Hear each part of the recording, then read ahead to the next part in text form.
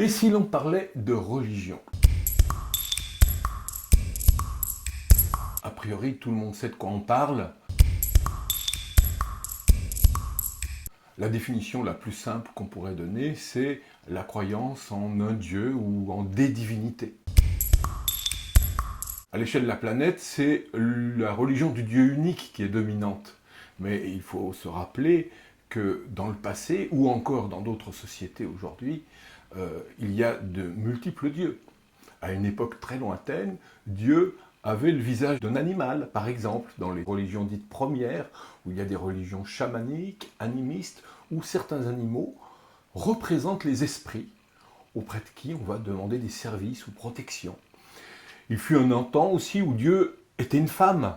Dans les religions agraires, effectivement, il y avait beaucoup de déesses mères.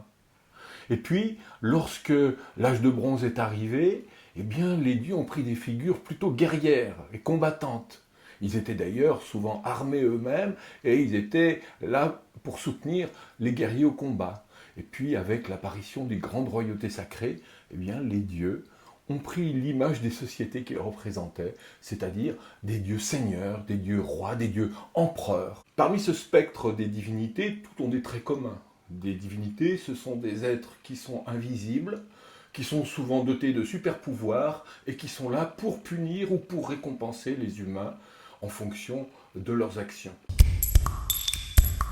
Il y a aussi une autre façon d'envisager la religion qui est celle des rites, des prières, des sacrements que l'on trouve à peu près dans toutes les sociétés. Il n'existe pas de société connue sans religion.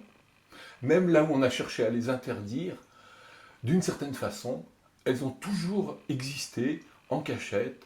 Donc tous les individus ne sont pas religieux, tout le monde ne croit pas à une religion, mais toutes les sociétés ont produit des systèmes religieux.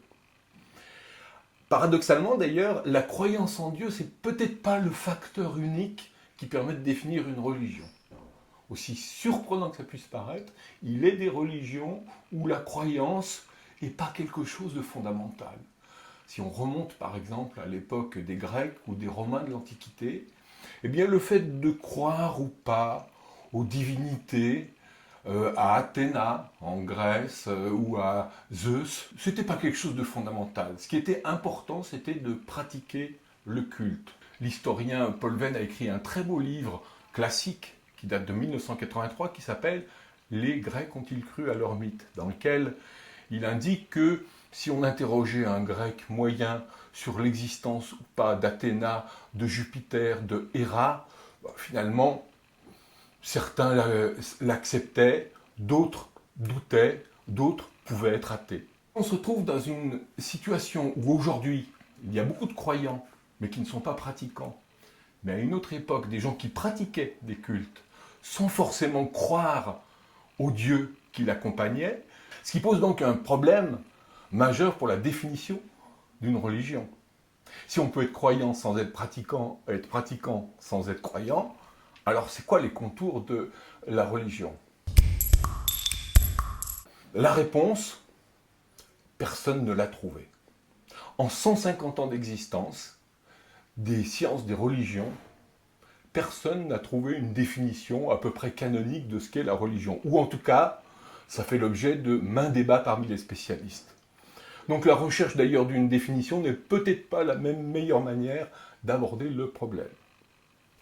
Je vous propose donc par la suite d'essayer d'explorer le phénomène religieux dans son histoire, dans son actualité, par un autre moyen, en commençant tout simplement à faire une sorte de descriptif du territoire religieux, des différentes pratiques, des différentes croyances, et puis ensuite on reviendra à cette question première qui est qu'est-ce qu'une religion ?